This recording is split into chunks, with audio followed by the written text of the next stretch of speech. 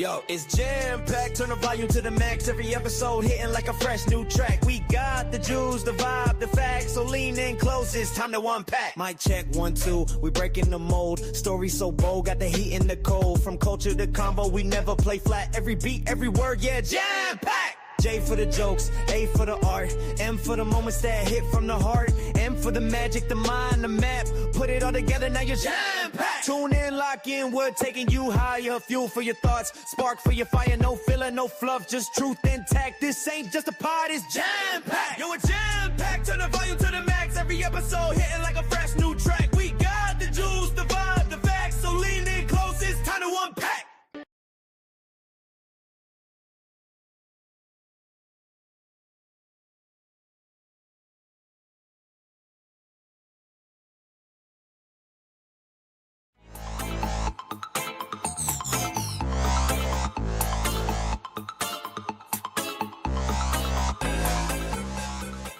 Andrew, do you know who Chase Young is? Yeah, of course. No. My point is, I don't either.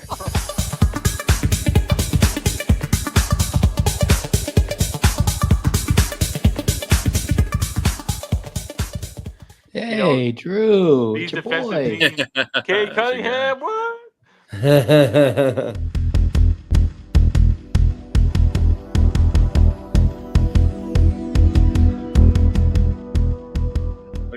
Mike, just concede, man. It was about not being in the play-in, bro. Just concede. Just concede already.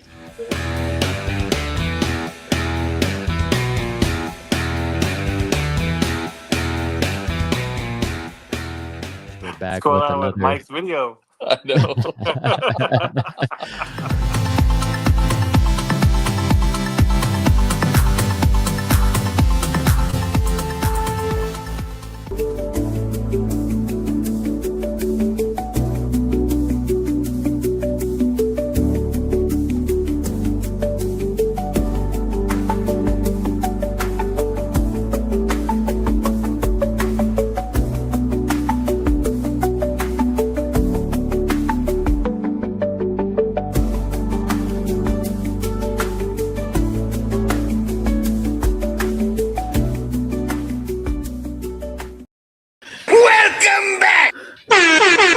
What up, Jam Packed? Welcome back to another episode of Jam Packed.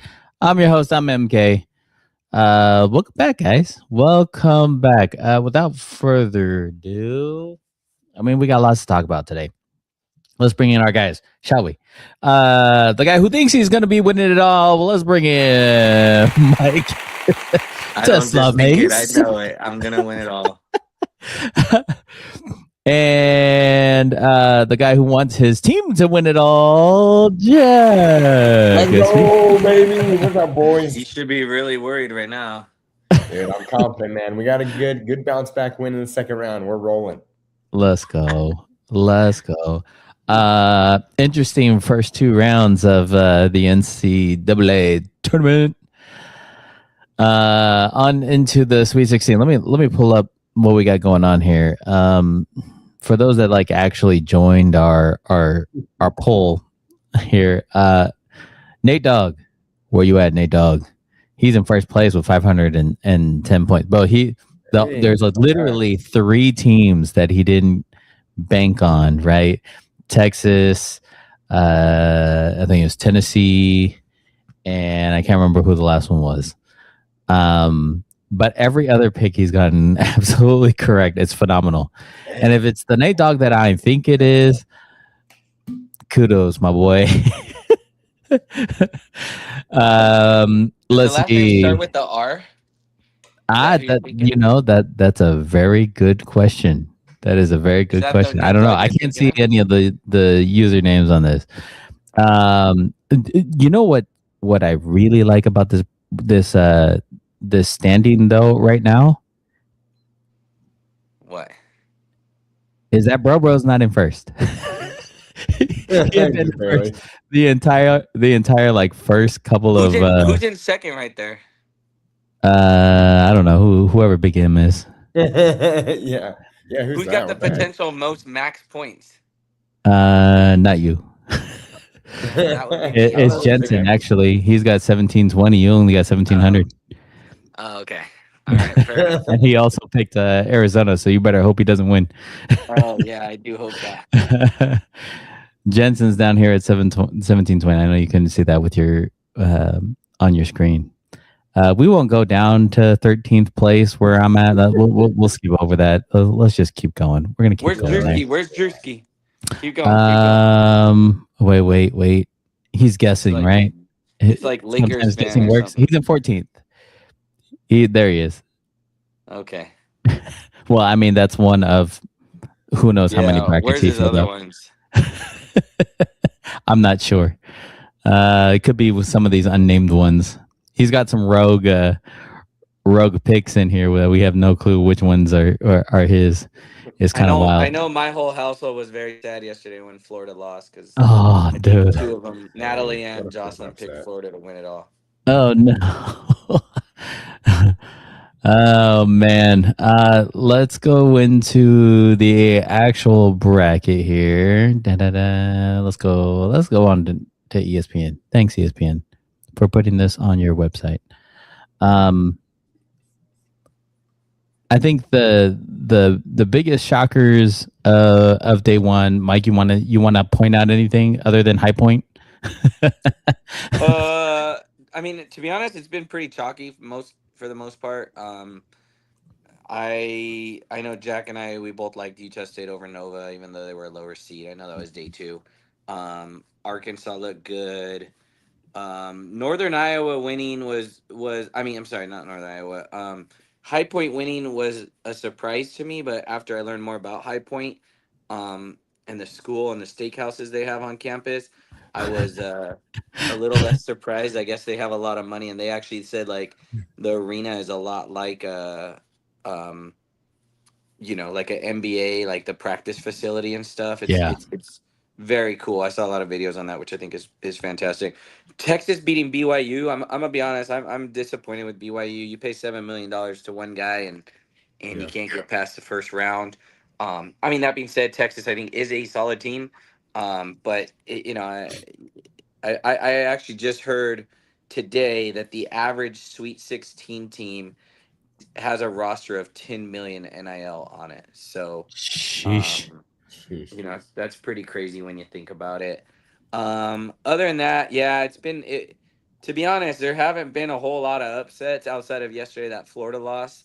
But the first round was pretty much how I thought it would go down. Like I said, little things here and there. Texas, it was a 2-point spread, so I don't think anyone could say it was a surprise that Texas won. They're not your typical Cinderella 11 seed team. Michigan State looks good. They look like they're rolling over people. I thought UCLA would show up better versus UConn, team that Jack picked to lose in the first round for some reason. Other than that, I think Purdue looks really good. Iowa State looks really good. I don't know if Jefferson will be back for Iowa State. That's worrisome to me. But they've been pretty solid the whole tournament. Alabama yesterday, man, they were hitting so many 3-pointers from every angle. Even without their best player, I was surprised at that. Nebraska, good for them, man, getting their first ever March Madness win and followed up with the second March Madness win, even though Vanderbilt almost hit a 3-pointer at the buzzer, half court shot to win that game. That killed VCU, me. North Carolina was a great game. Yeah, Virginia. I'm obviously I'm not the biggest ACC fan, but I think that's a letdown for them, losing to Tennessee. Other than that, I think that's pretty much it. Illinois. I am most excited. I'm probably jumping ahead, but I'm most excited for that Illinois Houston game. I think. I mean, obviously, the winner of that's going to the Elite Eight because I don't think they lose in the next round, regardless. But I think that should be a really, really good game, and I honestly think if those two teams weren't against each other, those two teams could potentially be, headed towards the finals or at least the Final Four. I'm really high on them. But I guess we could talk about reseeding later and who we think looks good. But yeah, those are some of my impressions just looking at the brackets. Jack, what did you see the first couple of days? Dude, it was I mean I agree with what Tesla said just about like how chalky it was. Like I didn't expect it to be that much, but then again, like we're in this day and age of NIL where it's just, it's becoming more that way, which is, it has its advantages, it has its disadvantages, but yeah, all of the upsets that I picked did not happen. So the best upset I picked was a 9 over an 8, which happened in 4 games. So Right. not much going on, but yeah, for me the biggest highlights were definitely like I mean, especially the unexpected things, where Iowa beating Florida. I did not see that. I was like, oh yeah, that was tough. I didn't think Florida was going to win it all, but I still didn't see a team like Iowa beating, Florida, who has, arguably the best front court in the nation, and then 2 of the best guards in the nation too. I was shocked, and then Texas too. Like, I talked about this in one of my videos, but first of all, I had BYU beating Texas, and then after that, I'm like, well, Gonzaga, I don't think they're a great 3 seed, but like a team like Texas, like I wouldn't expect Texas to beat both of those guys, in back-to-back rounds. So Texas surprised me a lot too, and then Nebraska has honestly surprised me too. I thought they were pretty overrated as a 4 seed, but they've shocked the world and they've won 2 tournament games in pretty good fashion too. Vanderbilt, that half-court shot almost went in, which I was like, oh my gosh, are you kidding me? Reminded me of the Butler Gordon Hayward shot that missed against Duke. But Yeah, it was wild, and all credit to Nebraska for getting where they are right now. So I'm excited for these next couple rounds. There's a still shot that is spreading around in that Vandy game. How far through the basket that ball went through before it bounced out at the very end, man, that is wild. It is absolutely wild. I needed Vandy to win that game. Obviously Florida losing almost killed my bracket, but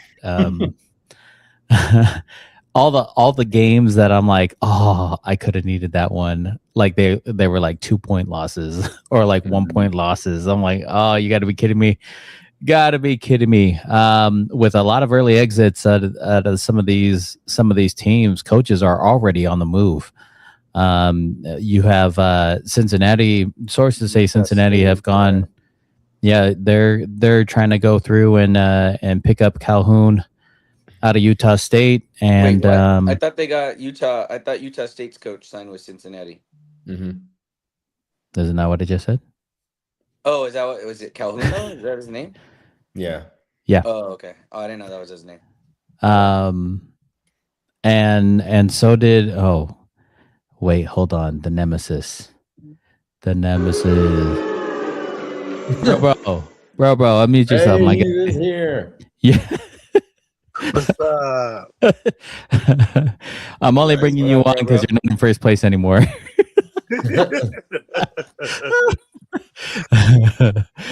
Oh man! That's right. Soon. Yeah. Outside of Cincinnati hiring Utah State's coach, ASU is also on the move. They're hiring St. Mary's Bennett as their new head coach. So I'm curious, Jack, on your opinion on this. Like, what do you think about, like, is this the new normal where, these coaches at smaller schools have 1 good year or 1 good year, or, 2 good years, and now all of a sudden the bigger universities are hiring them? I mean, I know we've seen this before with, Buzz Williams and what's his name from Shaka Smart, and you know what I mean? But I don't know. I almost feel like they're jumping the gun too soon. I mean, Utah State coach has only been there for 2 years. Granted, he's got a 50-13 record and has a tournament win on his resume. But I mean, are schools jumping? I don't know. Do you think it's too quick for Cincinnati?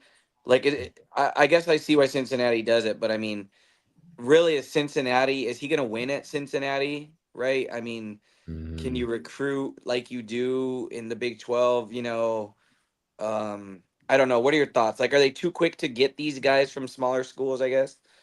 After, the whole Florida Gulf Coast theory, right? Him going to USC and not doing very well, and I know it's been there around for a while, but I feel like it's more prevalent now. What are your thoughts on it? Yeah, no, I don't. Well, I think it obviously kind of depends on the situation, but I think for the most part, like at least for what I can remember, just off the top of my head, I feel like those kind of coaches have been pretty successful in the situations they've gone to. Like, I guess off the top of my head, I'm like, well, like who are those kind of coaches? Like Will Wade went from McNeese to NC State, and they had kind of a mid-year, so that's like just like a whatever example, But then you have like a guy like Dusty May who went from Florida Atlantic Final Four team to now arguably the best team in the country, So it's like, I don't know. I guess it just depends, but I feel like most of the time when that happens, I feel like those coaches are still able to have a pretty good amount of success. Yeah. And I definitely think it helps being at like a bigger school like Michigan because, the bigger the school is, the more NIL money you're going to have. And nowadays, you don't have to be as great at peer recruiting. You can just say, hey, come to my school and we'll pay you $4 million as opposed to the 2.5 that you were going to get at this other school. So I think like that's a big part of it. But, at the same time, I think when these coaches prove themselves at these smaller levels, then it's like, well, if you give them more talent, they're just going to do even better with it for the most part, I would think, right? So I don't disagree with that comment. I guess let's define prove it, right? Like, I mean, I guess that's my thing. Like, is one good year enough to prove it, right? Which is what the NCAA has been about, like you said, with the Florida Gulf Coast guy, with the Florida Atlantic. Florida Atlantic had a couple years, where they ran really well, and I mean, you look at what's his name from Butler, years ago that ended up going to the NBA, and now he's in the front office. I mean, I guess it's prolonged success that I'm okay with prolonged success and now promotion. But these guys who are like at one and done schools, and it's like, really, has it transcended to, let's take another example, Shaka Smart, right? Like, he did really well when he was at Wichita, but or not what he was I'm sorry, VCU. And then he goes to Texas and he failed. I mean, he failed at Texas, and now he's at Marquette and he's still not doing great. Still not doing very well. And it's like, well, why not stay at VCU? And then you look at the program of VCU and you're like, okay, they're still maintaining, right? Even though, so at what point? I mean, yes, I know everyone's always looking for the diamond in the rough. The the coach like Dusty May, I guess you could say, is a good example at Florida Atlantic. But I guess it's immediate success. I guess what's kind of bothering me is, wow, they had the Utah State coach. He got one tournament win, in 2 years. So let's hire him at a Big 12 university now. And I think he's a good coach. Don't get me wrong. I actually do think that that's a good hire.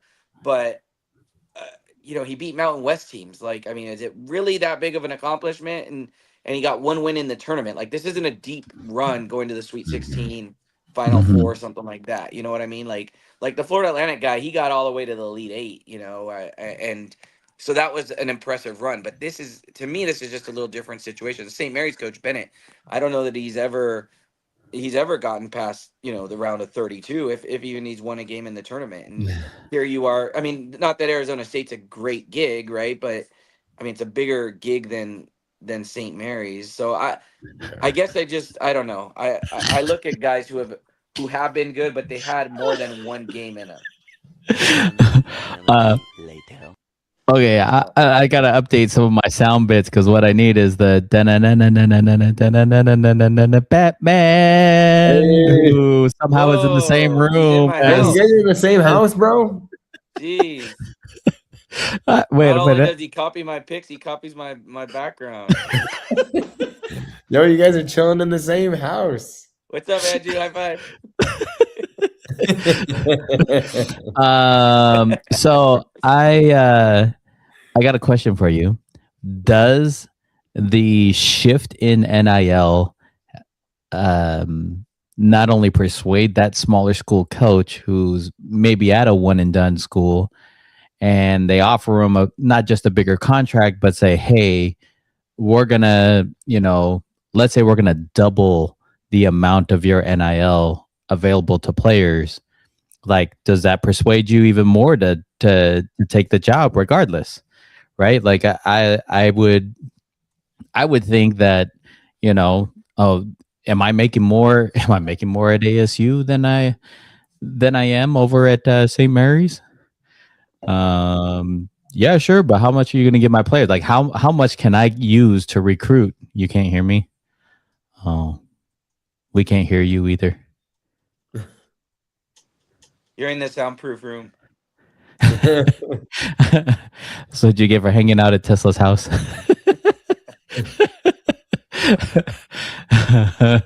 No, we like your face. That's good because that'll fill in for Bobo's non-face. Yeah, we'll do bro, sign you language from speak- here on out. You Just don't speak throw for up in the gang Andrew, side. okay, bro? Sure. Yeah, it's like a kung fu movie, you know? Yeah, Drew move his mouth, and then bro, you translate. To your point though, Mike, I think that is a thing. I think here's the thing. If I'm a college coach, let's say I'm a coach at St. Mary's, right? And I'm Bennett, I almost tell St. Mary's, hey, give me a raise, but rather than give me a raise with NIL money. Give me an extra $1 million to spend on NIL. Take that.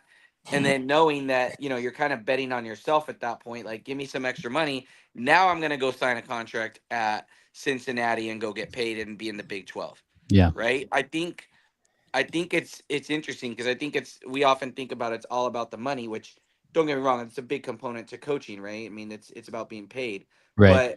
But in today's day and age, hey, how about rather than give me another $2 million raise, go put that towards NIL. Let me recruit some better players and make my university better, which ultimately allows me to win, which ultimately allows me to get a bigger gig, right? And so you're almost like betting on yourself, I guess, at that point. What do you think, Jack? You're talking about like, just like the coaches, like still like the coaches NIL. Yeah, is your NIL the NIL deals more of an incentive than just say a higher or a more prestigious history program? Yeah. Right. Like, do I want to take the UCLA job just because it's just UCLA, or, am I actually getting, I don't know, the tools to actually be able to recruit, whether it's, through high school or through the portal to bring in more players? Like, I don't know. To me, I think if a school were to offer me, better tools and more NIL money to go out and recruit, I might be a little more successful at a higher school than I will at a smaller one. Yeah. Oh, see, now he's just going backwards. Oh, yeah. It I love works. it. I can hear you guys. Yeah. Hey, there we go. Let's go. Take that to the bank. No, I mean, Nice house, Mike. that's a good question, honestly. Like, You like my piano? Yeah, it's beautiful. I wanted to join you. dude, we all need to go to that house now. What the heck? We can just do an episode in there. Come on over, guys. Killing me. It's killing me. You guys look like you're in Full House. We need the Crosby background. That's where we. Anywho, any other thoughts before we move on from the NCAA tournament? I mean, Yeah, well, let's. I Oh, go guess ahead, to Jack. answer that question real quick. Yeah. I don't know, like, because if you're at like a prestigious school, right? Those already get a lot of attention from recruits, right? They give you a lot of, but it's also high Notoriety, expectations at the same time, right? So like, I think I would probably agree with you, Mike, just because I'm like, well, if I have more resources, if I have more NIL money, then that's, one of the most powerful forces in recruiting nowadays. So it's like, if I have more of those tools at my disposal, then I can be more successful at my level.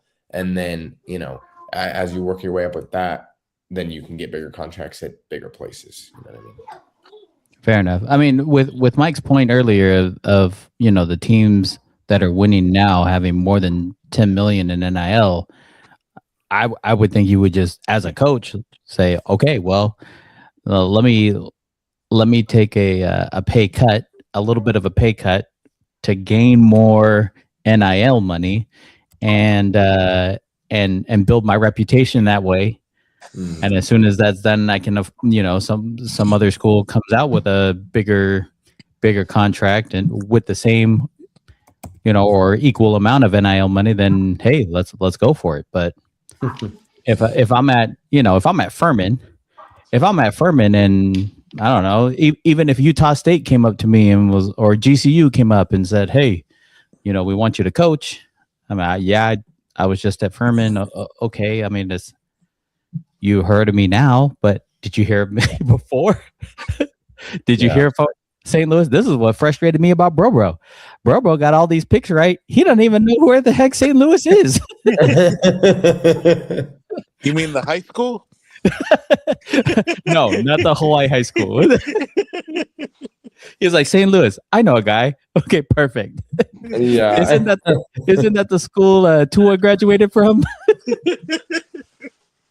Yeah, it's a high school in Honolulu.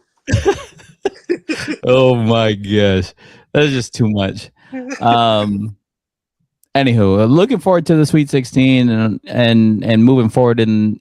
Let me add a point real quick about that Florida game. I really am baffled that more people aren't talking about how big they blew that game. I mean, you go up 2 with 9 seconds left, and the other team calls a timeout, and you don't tell your guy to force him to catch the ball running towards his own basket. You let him curl around, and then you go and trail him in a play. I mean, that other defender that stepped up and left the guy wide open for the 3 was in no man's land. But I mean, just the play was incredibly stupid by the defender. And then essentially there was 8.9 seconds left when that happened. And then when they got the ball back, there was 4.5. So Florida could essentially run the same play that Iowa just ran in that same 4.5 seconds. Right. And you give the ball to a smart kid, a Princeton transfer who has an Ivy League education supposedly, and you draw up a play. This isn't out of the inbounds, right? Like, this isn't like you didn't talk about it. Like, you called timeout, you drew up the play, and the guy doesn't get a shot off. Like, I'm sorry, that can't be the play design. I don't care if help is coming from someone. You're the guard, you're the best player. You throw the ball up there and you let them rebound it. If you let them try to rebound it, or you try to get fouled, or you do something other than a wraparound pass under the basket with literally 1 second. Even if the guy caught it clean, it's very hard to get that ball up in a layup, with 1 second left to have any type of control under it. Like, it wasn't a lob, it wasn't an alley-oop. It was, low. And I understand that the defender came over, the weak side defender came over to help on that. But I'm so disappointed in that kid and Florida in how they lost, right? It's literally those 2 plays are just can't happen. And you're the national champion. Like, I mean, come on. Like, that I really question almost the coaching to a certain point, how you let that transpire. You can do everything right coaching wise, call the right play, do the right training, teach the right concepts. Push come to shove, when the player gets put into a position that he's either not comfortable with or hasn't been put into that decision before, eventually there's mistakes, right? i.e. Chris Webber calling timeout. Great NBA player on the Fab Five, supposed to be, just an amazing college team, makes a mental mistake. And that just happens in, youth. It happens in pros too, but just not as much. What I was really, really disappointed in, and I'm saying like really disappointed in UNC's first round exit, they were up 19. Obviously VCU starts coming back. There are 2 plays at the end of regulation. And when I say the end of regulation, they call timeout. Call up a play. Literally, there's a high screen. Cutter comes straight down. No defense around him at all. Inbounder isn't even looking underneath the basket. We're talking wide open layup. So wide open, I trust Bro to make that layup. That's how wide open he was, and the pass wasn't made. 1,002, 1,003. Now defense is there. Oh my gosh, I only got 2 seconds left. We now have to throw it to the 3-point line, with somebody sealing somebody else underneath. On the other end, right after that, they got the steal. He's coming down for a layup, has the wide open layup, or I guess he's partially guarded, not guarded well enough for somebody to come, and chase down block, but had the layup and decided to kick it out to the 3-point line with no time left on the clock. And I'm going, what are you doing? No, that 2 points could have put so much pressure on VCU at the end of regulation that you didn't need to go into overtime. Like that was by far, at that point, that's when I texted you guys. I'm like, UNC deserves to lose this game. They had opportunities after opportunity to seal the deal, even with that late comeback from VCU. Like they had chances, man. I was upset after that. And then I look online and Bro's winning. And I'm like, you gotta be kidding me. I can't win anything. What in the world? As much as I agree with you, these are college kids.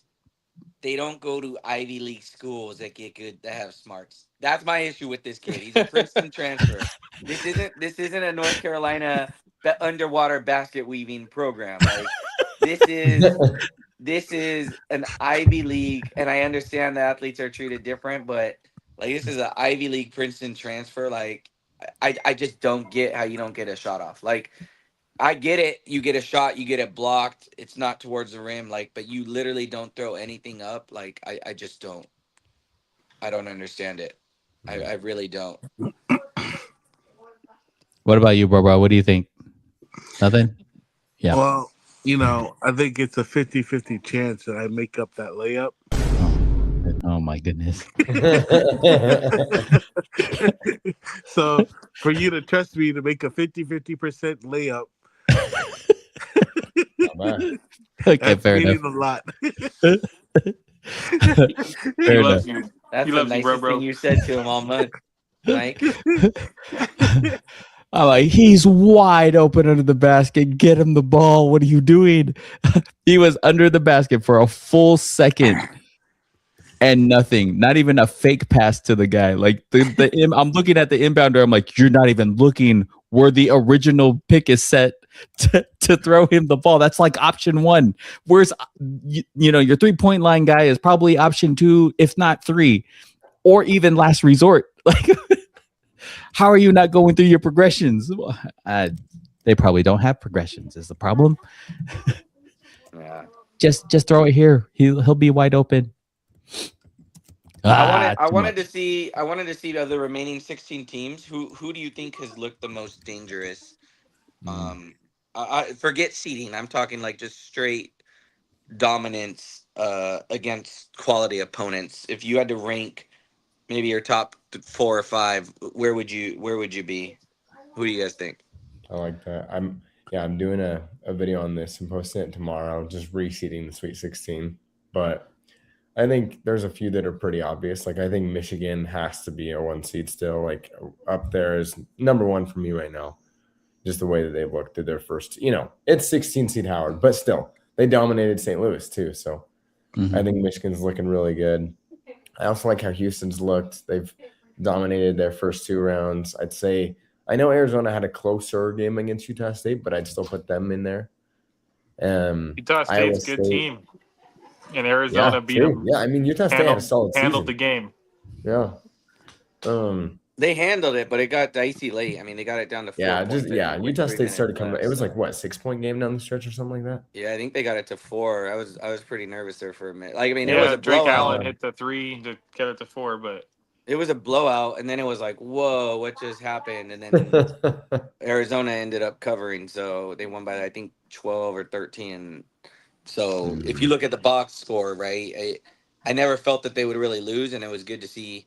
I mean, Burry's hit that deep 3-pointer. Dude, Burry's so clutch. Like, dude, that's crazy. But I liked how the I liked how the Arizona coach gave him credit afterwards. He's kind of like, "Hey, I don't know how the seeding works all the time, but Utah State played more like a 5 seed or a 6 seed than a 9 seed." That's what he said. He's like, these guys came out and played a much better game than what I'd expect from most teams seeded that low. So it's kind of cool to hear the Arizona coach give him some credit there. Dude, there were a lot of. I still think Arizona looks like the team to beat personally. Like to me, overall, out of the 16, I think they're the most dangerous. But really, I'll be honest. As an Arizona fan, I'm worried about them playing Arkansas. Arkansas is good. Arkansas looks really good. Yeah. I think another big one though. He doesn't share your sentiment. Iowa State's another team I'd be nervous about because they dominated their first 2 matchups, but they just beat who did they just beat? Kentucky. They just beat Kentucky, but without Josh Jefferson, like their leading scorer, So they already have the best 3-point shooter in the country. They already have Tamin Lipsey, one of the best guards. Like, I mean, if Josh Jefferson is cleared to come back, I think Tennessee will be a good matchup for them, but I think Iowa State can be one of the most dangerous teams coming down the stretch. I agree. Michigan State, I mean, don't sleep on Michigan State. They've been pretty dominant here this whole time too. And like I think after this round in the Elite Eight, they would play Duke, right? If I'm not mistaken. Mm-hmm. Yes. That'd be a great game. Michigan State is dangerous every year. Yeah, I do think the winner. I am making a prediction though that the winner of that Houston Illinois game will go to the championship. Yeah, I think they come out of that bracket and not only to the Final Four, but all the Houston's very good. Hands down, they held Texas A&M to 57 points. Now Texas A&M didn't score very much against St. Mary's either. Yeah, I mean they only scored 63 against St. Mary's, so that wasn't very good. But I mean, the thing that's different about this Houston team is they can put up points. Yeah, so it's not just a matter of they've always been Ralph Sampson's always been a defensive minded coach, right? Lockdown defense, very good low scoring games, but now they actually have really good offensive players as well. And I thought they were good last year. I mean, their Final Four run last year was pretty good. But it almost is like, man, they're so close to getting over the hump. I kind of want him to get a championship, but I do think Illinois is a tough matchup for them. Illinois looks pretty good right now too. Yeah. Not to mention the whole Big Ten. I mean, what do they have? 6 teams left out of the 16? Like, that's pretty impressive. Illinois held VCU to 55 points. Who ended up scoring 82 against UNC. So it's gonna be a great matchup. Both defensively solid and offensively can put up some points. I mean, Illinois put 105 in their game against Penn. So poor Penn. That's wild. Absolutely wild. Let's see. Well, I mean, good luck to the teams that are in the Sweet 16. We hope you can move on to the Elite Eight and on and forward. Forward we go. Let's go. Drewski is on for who knows how long. Drewski, what's going on in the NBA, my guy? Outside of the Lakers ending, or I guess the Pistons ending the Lakers 9-game win streak. Well, I haven't looked that game up yet today, so now I know. Spoiler alert. My bad. Also, Warriors just won it in OT, 137-131 against Mavericks. In case you were looking that one up too. Is Cooper back yet? I believe so. Yes. Okay. Because I was looking today. I don't think he's the rookie of the year favorite anymore. I still think he is, but yeah, I get it. Knippel's playing, and the Hornets are playing great right now. So, Drewski, is that you? Kobe Sanders? That's me, Kobe Sanders. Kobe. I remember I was pretty cool seeing him actually when we went to the game. But hey, Lakers losing by 3 on the road after like this long road trip to the best team in the East. It's all right. But K didn't play, huh? Yeah, I'm pretty sure K didn't play. That kind of ruins it. Yes, thank you. I'm glad you that. I was about to hang up the call right now if that's how we were. Man, let me be positive, man. Look at your Clippers. They're killing the one of the worst teams in the East. I'm done worrying about the Clippers until the playoffs start. With the rest of the games for today, Pacers won 128-126 over the Magic. Thunder get the win, 20-point win, 123-103 over the Sixers. Spurs still on a roll, 136-111 over the Heat. Guys, let me ask you, if Spurs take the 1 seed, is Wemby the MVP? Would you pick him to be MVP? If let's say Spurs overcome the OKC Thunder, we get the 1 seed, are you picking him to be MVP? It's not gonna happen. So no. Go look at the record right there. There's 3 games. 3 games when they lost that, 15 through 72. We only have like 10 games left this season. Yeah. I don't know if the Spurs surpass. All right, let's leave it as it is then. Are you taking? No. Who are the top 3 right now? Top 4 guys. Joker's the MVP, to be Wemby, honest. Jokic, and Luka, right? If Wemby, Cade hadn't gotten hurt, I would have said Cade. Luka, Jokic, all in the Western Conference. Those are the only people even in competition for the. I like Luka for MVP. Give me Luka. Why? Hey.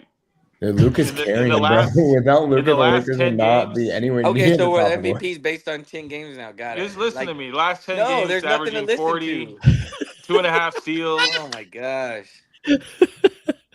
What do you think? It's all about runs, dude.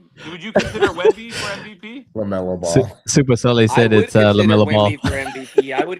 I'd really consider the guy averaging a triple-double, though, in Nikola Jokic. I mean, it's obvious. Like, if he didn't win it last year, did he win the last 2, or did he just win last year?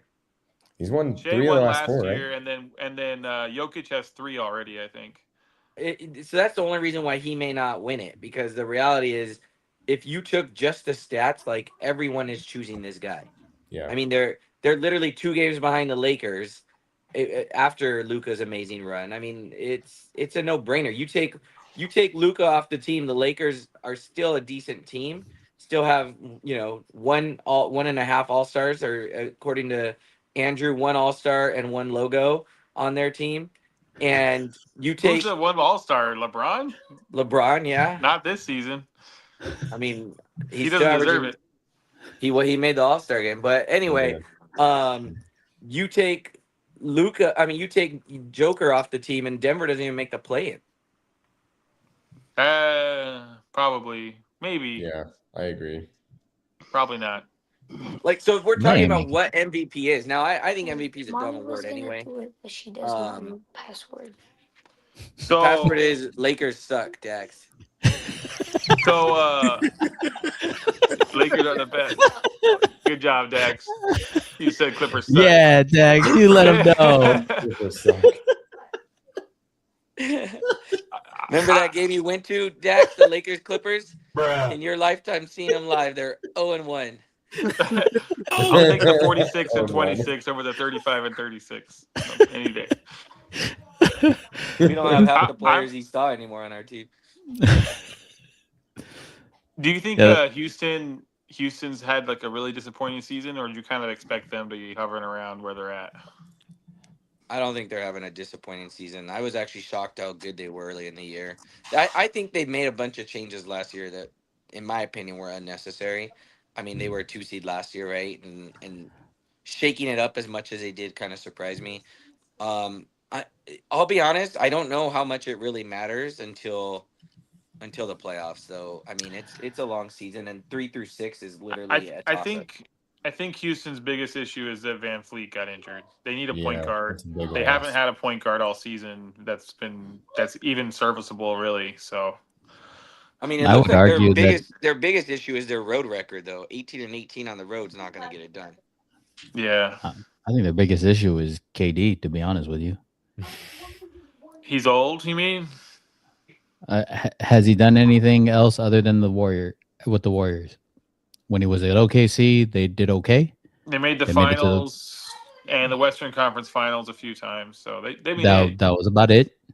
Yeah, he's needed. And then they broke that up. Star for his team to be successful. Then they broke that up. He went to the Nuggets or the Nets. Didn't do anything there. I mean, we're talking about a dude that people considered to be the best in the world at one point in his career, But outside of that run he had with the Warriors that he ended up leaving anyway. I mean, they could have had a dynasty had he stayed, but he wasn't the go-to guy there. Yeah, I think the Achilles really hurt him. The Achilles injury, honestly. Like, I don't know how you recover. Like, you don't get better after that, you know. So What was that? Only Kobe? All right. Got Kobe it. didn't either. After Kobe did his Achilles, like, he was pretty much done. He could play offense because he had great footwork and was smart, but athleticism he couldn't keep up anymore, and the Lakers lost in a lot of games. So Basically. I don't know. Kevin Durant's still good. He can still got that sniper. He can shoot like crazy, but he can't. He's not gonna. He can't be the best player on your team if you want to win. This season, in my opinion, Segun's been their best, most dependable offensive player for Houston. Like, they should be feeding him the ball all day and letting the offense run through him. And then you have Jabari Smith and Amon Thompson playing as your main defenders. So they have. I love Thompson. That guy's going to be great for a long time. But I don't know. It's not Kevin Durant. Nope. Definitely not KD. I didn't think KD was going to be the answer. I thought it would give him a little bit of an edge, but I didn't think that was going to get him even into the Western Conference Finals to be. Let me ask you guys this and one other question. Let's say, what teams in the East? Is there any team in the East that can beat the Thunder or the Spurs? I think if there's any team that has a chance, it's the Celtics. Yeah, I agree with that too. Celtics, because Tatum's back. I don't know if you guys realize that, but Tatum's back. And so they were still great this season without him. Hold on, didn't you just say nobody comes back the same after an Achilles? Well, that's what I'm worried about. We need to see. Like, I don't know yet. We need to see what he looks like in after the first round of the playoffs. I think they can win their first round playoff game matchup, whoever that is. And then we need to see what Tatum looks like after that. If he's playing really well, then I could see them giving OKC and the Spurs some problems. But I don't see anyone else. Like, the Knicks kind of have a full team that could match up well, but right now I only think the Spurs are the ones that can beat OKC in a 7-game series. I think that's the only team that has a shot. Yeah. I don't think so. I think Boston's record is attributed to playing Eastern Conference teams. I don't think anyone in the East stands a chance versus Spurs or Thunder. I don't think it's close. I think it might be 5 games max. I think Detroit would have had a chance had Cade not.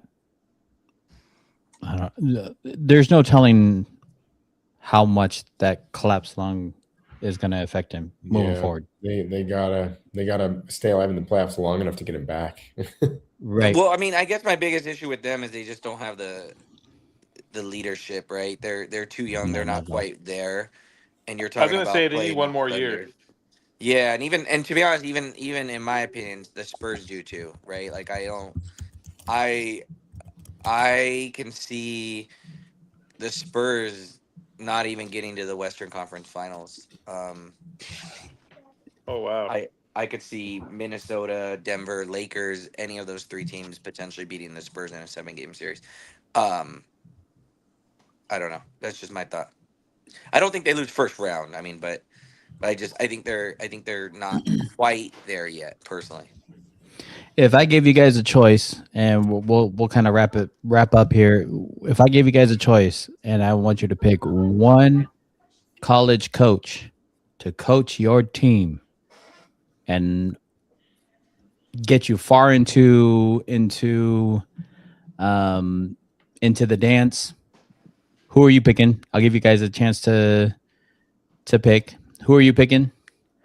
And college coach for March Madness, or what are we talking about? Yep, college coach for March Madness. And name. Who would you pick? I enjoy watching Nate Oates. I think I think I would love to play for Nate Oates. He reminds me a lot of my, Mike D'Antoni of the Suns years ago, like the run and gun, shoot Run and it. gun. Yep. I really like Nate Oates a lot. I don't know how effective it is, like long term as far as winning. Um, I think if you want to win, I think you got to go with Samson, because I don't know how you can really. He's probably the most experienced of the coaches that are there. Dusty May, like Jack said earlier, like he's a good coach, but he just doesn't. I don't know that I trust him yet to lead me right in that tournament. Izzo, it's surprising. I know everyone's gonna say Izzo. Sorry, I'm just going through the list though, Andrew. Yeah. Go. You're Andrew supposed to has an pick idea one, who to dude. Just pick. stop giving I was everybody gonna else say answers. Izzo, but now he just ruined it. So Well, do you guys know? Do you guys know how many times Izzo's been in the tournament? Like 28. like Do you know how many lot. championships they've won? He has 0, doesn't he? Correct. Yeah, 0.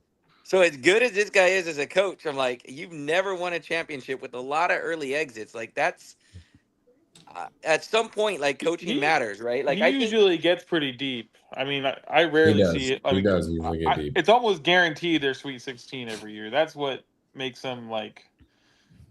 But yeah, I get it. It's not like Dan Hurley's won twice in a row, won 2 back to back. Like that's pretty. Jack, So- who you picking?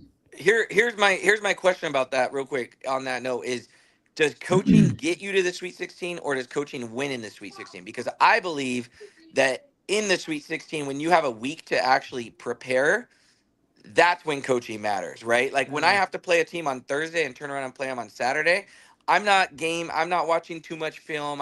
There's not much real game prep for that second game, right? So I think coaching truly, truly matters this week, as you have a week off and you're preparing for your opponent. And that's where we see good coaches. Fair enough. So Drew, you said you're picking Izzo. Jack, who you picking? Wait, what did you Wait, say? has Tom Izzo actually never won? No, he doesn't have a national championship. Oh, Jack, who you picking? I mean, see, I want to say John Shire so bad. Like, I think John Shire has done a phenomenal job. I love him. The thing I like about John Shire is that he's done it as a player and as a coach, and I mean, we've seen, like, I know Duke gets all the talent, but he still has the most wins through the first 3 seasons of any coach ever, right? And he has a Final Four appearance already, 3 ACC titles, but I think I would still go Rick Pitino over him, just because I like that Rick Pitino's had so much success at so many different schools. Like, he's replicated it everywhere he's gone, Yep. Louisville, Iona, even, like, now St. John's, right? So I don't know. I just like that. And I know he's won a championship too. So, and I know that, like, I've heard that he's scary to have as your coach. Just, he's so intense and all that kind of stuff. But I'd probably go Rick Pitino. I would have to agree with you with Pitino, only because he's made the Sweet 16 with Providence, Kentucky, Louisville, and St. John's. He's taken 4 separate teams to the Sweet 16. That's impressive. I think he's won again with Iona too, if I'm not mistaken. Yes. Yeah. So, just really quick, Tom Izzo he's made it to only the championship 1 time. 8 Final Four appearances, 11 Elite 8 appearances, 17 Sweet 16 appearances, and 61 tournament wins total. Oh. That's pretty impressive. But It's very impressive. I mean, LeBron gets knocked for not winning enough championships, but Izzo, let's just tell him he's good. He gets it. I mean, in that case, I'm catching Coach K. You can't Give it Coach K all day long. Oh, are we doing current players? Because if we're not doing current players, then just take Coach K. No, we're only doing current coaches. Oh yeah, there we go. Only doing current coaches. We're good. We're good. Hey, Those are all good. No, I think you have a point about Tom Izzo being there so long without winning. That's kind of that's tough. You can't really say he's the best if he hasn't won one at this point. I mean, think about it though. Coaching at college is way different than coaching in pros. Like, you have a player for more than 4 years, more than 2 years in the pros. In college, especially now with the NIL, the turnover is so rapid that, I mean, good luck. This is one of the reasons why I can't keep up with college anymore, because I'm like, wait, didn't I see him on a different team last year? Oh yeah, he was. Oh shoot, that was the point guard from so and so, and I swear he was at a different college before that too. I mean, Drake Allen was at what 4 different Utah colleges before he ended up at Utah State, Yeah. or was it 6? Do you remember, 4. Mike? It was 4 different ones, Every right? year he's been at a different one. Yeah. He was at UVU, then went to Southern Utah, then went to somewhere else before he ended up at Utah State. And so, I mean, now, you know, what's his name always got criticized for not going deep into the tournament because Kentucky was always great, but they always had one and done players. I'm playing for 1 year and I'm out. And that's what they were known for. They weren't known for winning, you know, being this great program that constantly win. That's another coach right there, Calipari, that, you know. Yeah. Look what he's doing with Arkansas now. And, you know, it's pretty impressive. You got some good coaches left right now. Anywho, yeah, well, real quick, I got a point. I don't know if Jack's heard this or not, but Duke has never won a championship without going through St. John's in their entire history. Really? Guess who they play in the Sweet 16? Wow. Hey, so if we win, when we win on Friday, then there we go. Every national championship you have at some point in the tournament, you have played St. John's. So. That's crazy. I did not know that. I know. I heard that today. Good sign for us then. Let's go. Sorry, Patino. Duke could definitely win it all, man. Both Boozer brothers. It's pretty. Yeah, no. Caden Boozer has definitely Caleb Foster still hurts a lot just with his shooting and with his defense, but Caden Boozer has definitely stepped up. Yeah, I agree. Bro. What's up? I just had to make sure you're still alive, my guy. All right. You want to know what St. John's will be able to score with Duke, by the way. What coach did you pick? Thursday. I will pick yes. Yeah. If that doesn't work. Phil Jackson. The 5th. Perfect. The triangle offense and Phil Jackson. I picked that one. Tex Winter. For those who are watching, make sure you subscribe to us on YouTube at JAMM Packed Podcast. Click on that notification button to view us live. We're live every Monday night, 9 p.m. Pacific Standard Time. You can follow us on Instagram and Facebook at JAMM Packed Podcast. Make sure you tune in next week for another episode as we run through the rest of the tournament. Well, at least the next couple of winners. Follow my bracket. No, we don't want to do that. 14th, baby. Aren't you pretty low on the bracket? He's number 2 now. I'm in second, so if you're talking with low, you. close to a low number, yes, definitely. Doesn't it go alphabetical order then? Oh man, you're killing me, absolutely killing me. If you want to check out some great sports content, make sure you hit up Jack Espy's YouTube channel at Jack Espy and Drewski. We love your NBA ramble, my guy. Love it. Now that you're not taking the train anymore, we don't hear you ramble. That's okay. You're still rambling, just in your own car. All right. And we would much rather you not ramble in your car. No, he rambles with our text messages too. We're all like, what a great shot by this team and buzzer beater. And Andrew like, Lakers got a 9-game win streak. What? Who's talking about that? Like, March Madness. Okay. Give us a thumbs up or something. Guys like Luka dropped 60 tonight. Who's Luka? It's Thursday. Like, yeah, we're watching March Luka Madness. Garza? He's not Drewski had me dying earlier today. I laughed for a good 15 minutes after you tried to rename the NCAA women's tournament. I won't even. I'm not gonna put that out there on video. I'm just gonna say that. I'll say it right now. Wild. They gotta change their month. They can't be March, guys. So we got Freaky February, March Mania. We're gonna get canceled. April absurdity. I mean, we gotta come up with something else. Like we can't continue with March Madness and the women's trying to compete with the men's ratings. That's crazy. He's got a good point. Not playing this season, guys. So there's no one to draw the crowd. So He's got a great point. Doesn't make sense that their tournament is during March. you're just taking more ratings away from the women's tournament. I mean, Yeah. honestly. It literally, like, I can't tell you how many times I almost clicked on the game by accident, thinking it was, TBS. I'm like, what the heck? Why am I on women's basketball? No offense to the women out there, but I was trying to watch the men's basketball. Dang, this basketball team's got a long hair. Well, Must be a trend. I was like, wait, there's USC still in it? Like, what's going on? I was like, oh yeah, never mind. That's the wrong tournament. It's too confusing to follow all these colleges at the same time. Like, I enjoy watching both, but it's confusing. Give me them at different months. Yeah, fair enough. You know what? We can move the men's tournament to February. Freaky February for the men's tournament. I don't really care, Why they gotta be freaky?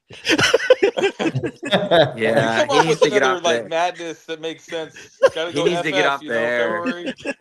Come on. Alliteration. Oh, You can't just not have man. alliteration for it. I mean, I would have went with Fabulous February, but if you want, I don't know There where you you go. go. That's nice. That's fabulous. Isn't like madness. Madness is. It's unpredictable. Fantastic February. There's so many. No, that's too predictable. Gotta be something unpredictable. I love it. Make sure you guys tune in next week as we run through the rest of the wild world of sports. Until then, make sure you're kind to one another. Take care of each other, and we'll see you guys next week. Later, fellas. Oh, you guys kill me. I love it. Go Zona, bear down. Let's go. Yo, it's jam packed, turn the volume to the max. Every episode hitting like a fresh new track. We got the juice, the vibe, the facts. So lean in close, it's time to unpack. Mic check 1 2, we breaking the mold. Story so bold, got the heat and the cold. From culture to combo, we never play flat. Every beat, every word, yeah, jam packed. J for the jokes, A for the art, M for the moments that hit from the heart, M for the magic, the mind, the map. Put it all together, now you're jam-packed. Tune in, lock in, we're taking you higher. Fuel for your thoughts, spark for your fire. No filler, no fluff, just truth intact. This ain't just a pod, it's jam-packed. Yo, it's jam-packed, turn the volume to the max. Every episode hitting like a fresh